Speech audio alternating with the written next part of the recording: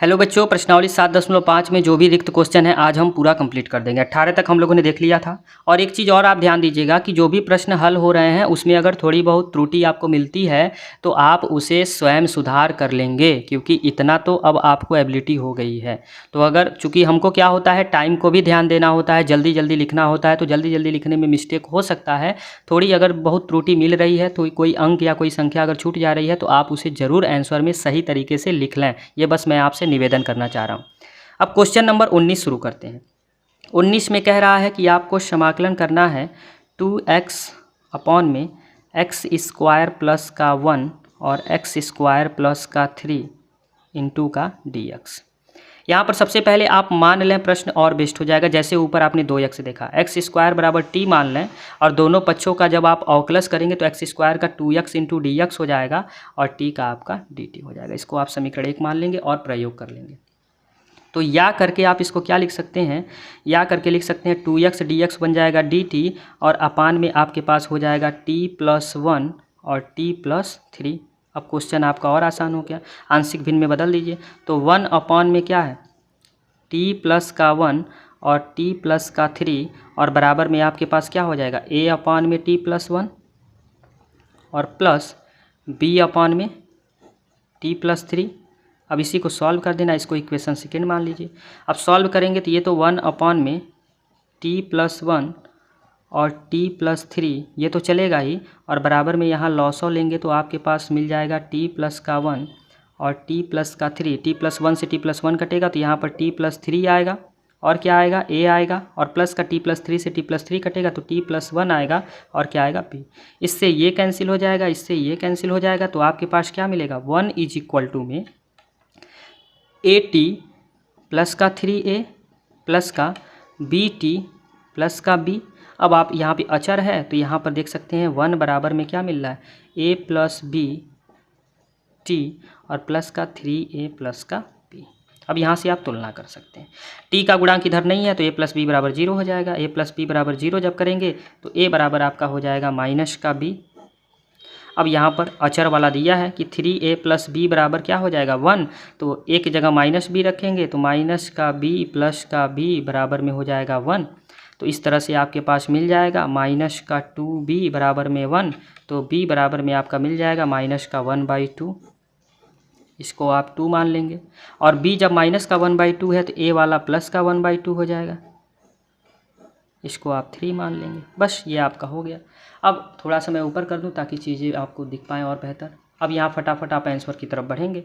आपका क्वेश्चन क्या था, 1 अपॉन t प्लस 1 और t प्लस 3 का समाकलन इंटू डी टी हो जाएगा, t के टर्म्स में है तो, और ये हो जाएगा a, तो a की वैल्यू 1/2 बाहर कर देंगे तो हो जाएगा क्या, D T upon T plus 1 और प्लस b की वैल्यू माइनस का 1/2 बाहर कर देंगे तो क्या हो जाएगा, डी टी अपॉन में t प्लस 3।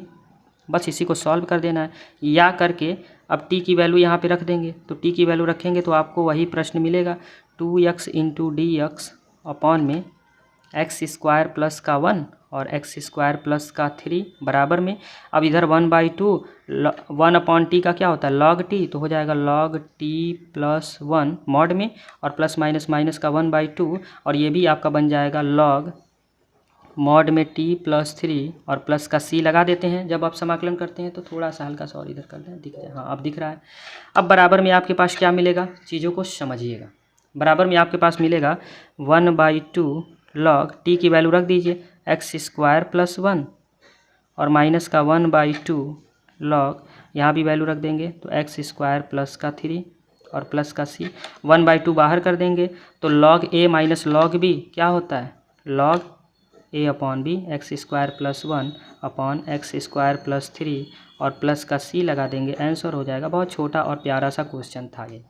अब हम देखेंगे क्वेश्चन नंबर 20। क्वेश्चन नंबर 20 देखिएगा क्या कह रहा है।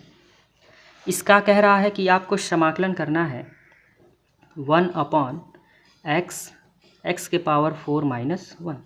आप क्या कर दीजिए, दोनों तरफ, ठीक है, यानी ऊपर और नीचे x के पावर 3 से मल्टीप्लाई और डिवाइड कर दीजिए। तो 1 में x के पावर 3 ऊपर और x के पावर 3 नीचे भी आ जाएगा, और ये x के पावर 4 माइनस 1। इंटू का ये क्या हो जाएगा dx इंटू का हो जाएगा dx। ऐसा हमने क्यों किया है? क्योंकि x के पावर 4 बनाएंगे और x के पावर 3 से x के पावर 3 कटेगा वही मिलेगा। या फिर आप क्या लिख सकते हैं इसको, x के पावर 3 इंटू का dx और अपॉन में ये 3 और 1 मिलके हो जाएगा 4 और x के पावर 4 माइनस 1। अब यहाँ पे आप मान लेंगे क्या कि माना x के पावर 4 इज इक्वल टू अगर t मानते हैं और दोनों पक्षों का अवकलज करते हैं तो ये 4x के पावर 3 मिल जाएगा इंटू dx और बराबर dt। 4 को उधर ट्रांसफ़र कर देंगे तो x के पावर 3 इंटू dx बराबर हो जाएगा dt अपॉन 4। बस यही आपका क्वेश्चन बन गया।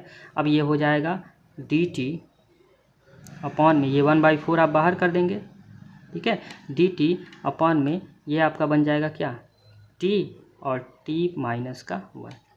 अब इसी को आपको आंशिक भिन्न में बदल देना है, हल कर देना है। फटाफट बदल देते हैं तो बराबर में अब यहाँ से क्या क्या बनेगा यहाँ पे लिखेंगे तो 1 अपॉन टी और t माइनस 1 है, इसी को आंशिक भिन्न में बदलना है तो a अपॉन में t और प्लस b अपॉन में t माइनस 1 कर देते हैं। तो यहाँ पर 1 अपॉन में t और t minus 1 is equal to में लॉसो लेंगे तो आपके पास t और t माइनस का 1 बचेगा। अब यहाँ t से t कटेगा तो t माइनस 1 का गुणा हो जाएगा एक में a में और t माइनस 1 से कटेगा तो t का गुणा हो जाएगा b में। ध्यान दीजिएगा। अब आपके पास क्या मिलेगा तो 1 अपॉन ये तो इससे कैंसिल हो जाएगा पूरा पूरा, तो 1 इज इक्वल टू में आपके पास मिलेगा a t माइनस का a प्लस का और यहाँ पर b t हो जाएगा, b का गुणा t में हो जाएगा, ठीक है ना। अब यहाँ पर आपके पास क्या मिलेगा, एक बराबर में इन दोनों को देखें तो a प्लस b का t मिलेगा और माइनस का a मिलेगा। इस तरह से आपको क्या मिल गया, ये अचर यानी माइनस का 1 बराबर 1 यानी a बराबर आपको मिल जाएगा माइनस का 1। यहाँ से श्योरिटी मिल गई इस बात की, परमिशन, ये 1 और इसको 2 मान लें। अब a प्लस b बराबर 0 क्योंकि t का गुणांक उधर नहीं है तो a बराबर में माइनस का b तो b बराबर में माइनस यानी b बराबर आपका 1 आ जाएगा। इस तरह से इसको आप समीकरण 3 मान लेंगे। अब आप फटाफट जो 1 था आपका ना वहीं पे आ जाए। एक आपका क्या था 1 अपॉन में t माइनस का 1 is equal to a upon में t प्लस का b अपॉन में t माइनस का 1 से। इसको आप समाकलन जब करेंगे तो आपका यहाँ क्वेश्चन में समाकलन दिख रहे हैं क्या है 1/4 dt अपॉन में t माइनस 1 बराबर में क्या हो जाएगा 1/4 इधर बाहर रहेगा और बस इसी को आपने क्या बदल दिया a, तो a का मान आया है माइनस का 1, जब बाहर करेंगे तो हो जाएगा dt अपॉन में t, ठीक है, और प्लस b मतलब 1 तो बाहर होगा तो वही बचेगा तो dt अपॉन में t माइनस 1 हो जाएगा और कोष्टक को क्या कर देंगे बंद कर देंगे बराबर में तो 1/4 माइनस का 1/4 या फिर हाँ माइनस का 1/4, ठीक है, और यहाँ पर क्या हो जाएगा dt अपॉन t का क्या हो जाएगा log t, log का t मॉड में और प्लस का ये भी हो जाएगा log का t माइनस का 1 और प्लस का c लग जाएगा और ये ब्रैकेट क्लोज कर देंगे। या करके ये जो आया है वो कहाँ से आया है, ये जो आया है ये क्वेश्चन आपका जो ओरिजिनल था यानी क्या इंटीग्रेशन 1 अपॉन x के पावर 4 माइनस 1 इंटू dx यही था बराबर में। अब आपको क्या मिल गया, वैल्यू रख दीजिए 1/4 log t की वैल्यू आपने क्या मानी थी x के पावर 4, तो ये हो जाएगा x के पावर 4 और प्लस का log ये हो जाएगा x के पावर 4 माइनस 1 और प्लस का c, ठीक है। अब माइनस जैसे थोड़ा सा मैं ऊपर कर दूँ, आपको दिख नहीं रहा था शायद, अब दिख रहा होगा। जैसे आपको माइनस मिलता है ना तो ये प्लस माइनस वाला और जब पद बराबर होता है और ये अलग अलग होता है, ये log a minus log b तो हो जाता है क्या तो 1/, यहाँ पे भी 1/4 आएगा, ध्यान दीजिए 1/4 का हमने दोनों तरफ मल्टीप्लाई, तो 1/4 को अगर बाहर निकालें तो log a x के पावर 4 माइनस 1 अपॉन x के पावर 4 और प्लस का c और यही आपका क्या हो जाएगा आंसर हो जाएगा। बहुत अच्छा क्वेश्चन ये भी था आपका। अब लास्ट क्वेश्चन नंबर 21 देख लेते हैं, फिर आपका यह चैप्टर समाप्त हो जाएगा। क्वेश्चन नंबर 21 देखिएगा, ये इस प्रश्नावली का अंतिम प्रश्न है क्योंकि इसके बाद 22 और 23 बहुविकल्पी बचेगा, तो बहुविकल्पी मैं अभी करा नहीं रहा हूँ, अभी केवल आप प्रश्नों पे फोकस करेंगे। 21 के बाद कल हम लोग उदाहरण देखेंगे प्रश्नावली 7.6 के और फिर 7.6 को। अब जो है ना वीडियो को थोड़ा सा लंबा ही बनाना है क्योंकि टारगेट हमारा ये है कि दिसंबर के एंड और जनवरी के फर्स्ट या सेकेंड वीक तक आपका पूरा सिलेबस कंप्लीट कर दें सेकेंड बुक का। तो देखते हैं जल्दी करते हैं। समाकलन आपसे कह रहा है करने के लिए 1 अपॉन e के पावर x माइनस 1 इंटू का dx, या फिर आप इसको क्या लिख सकते हैं e के पावर x अपॉन में ई के पावर यक्स और ई के पावर एक्स माइनस 1 और इनटू का क्या करना है dx। क्यों ऐसा किया गया है? ऐसा इसलिए किया गया है क्योंकि ई के पावर यक्स को अगर हम t मान लें तो ई के पावर यक्स का अवकलन ई के पावर यक्स इंटू dx और t का dt हो जाएगा। इसको आप समीकरण 1 मान लीजिएगा। समझ में आया क्यों किया गया? अब फटाफट या करके आप क्या लिख सकते हैं, dt अपॉन में t और t माइनस 1। जस्ट इसके पहले वाला सवाल बन गया, बस यहाँ पे t माइनस 1।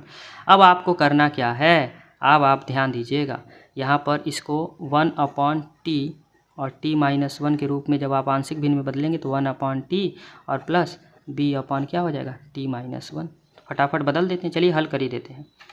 तो 1 अपॉन टी और t minus 1 is equal to, यहाँ पे हो जाएगा t और t माइनस 1, तो t माइनस 1 का गुणा करेंगे तो ए टी माइनस का a और प्लस का ये हो जाएगा बी टी, ये इससे कैंसिल हो गया।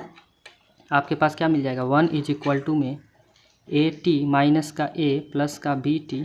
अब यहाँ पर बस 1 is equal to a plus b और t बाहर हो गया और माइनस का a हो जाएगा। तुलना कर दें तो माइनस का a बराबर अगर 1 है तो a बराबर आपका माइनस का 1 हो जाएगा। इसको आप मान लेंगे समीकरण 2 और समीकरण 3 और इसको आप समीकरण 2 मानेंगे। ठीक है, और क्या निकाल सकते हैं कि a प्लस बी बराबर अगर 0 तो a बराबर आपका माइनस का b यानी b बराबर आपका 1 आ जाएगा।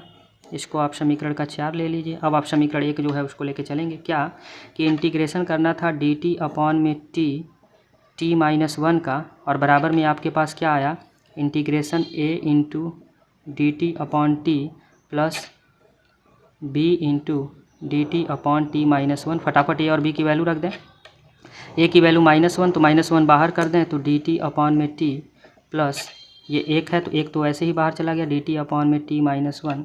फटाफट कर लें, ये हो जाएगा log का t और प्लस का ये भी हो जाएगा log का t माइनस 1। अब या करके इसको बदल दीजिए आप। ये आया कहाँ से है, तो ये आया है आपका मेन क्वेश्चन 1 अपॉन ई के power x minus 1 into D x, और यही प्रश्न में पूछा भी है। मेन क्वेश्चन की ओर आप बढ़ गए। अब देखिएगा मेन क्वेश्चन की ओर बढ़ गए तो इसको भी मेन क्वेश्चन में बदल देते हैं। प्लस वाले को पहले लिख देते हैं तो हो जाएगा log, यहाँ पे प्लस सी लिखिएगा, हो जाएगा log t माइनस 1 माइनस का log t और प्लस का c। तो क्या होता है log a minus log b, log a upon b, तो log a अपॉन b और प्लस का c, यानी बराबर में लिख सकते हैं log t की वैल्यू क्या थी e के पावर x, तो e के power x minus 1 upon e के पावर x और प्लस का c, और यही आपका क्या हो जाएगा, आंसर हो जाएगा। बहुत गजब का क्वेश्चन यह भी था। तो आज जाके आपका प्रश्नावली 7.5 समाप्त होता है जो इतने दिनों से चल रहा था। तो कल से वीडियो जो है और बेहतर बनेगा, क्योंकि कल प्रश्नावली 7.6 का उदाहरण हम लोग देखेंगे और फिर उसके बाद प्रश्नावली 7.6 को तेज़ी से बढ़ाते हुए आगे ले जाएंगे। तो बस आपसे यही कहना है कि क्लास 12th में जो भी मैथ पढ़ने वाले सहपाठी हैं उन तक आप ये वीडियो पहुंचाइए ताकि वह भी इस वीडियो का लाभ उठा पाएँ। धन्यवाद।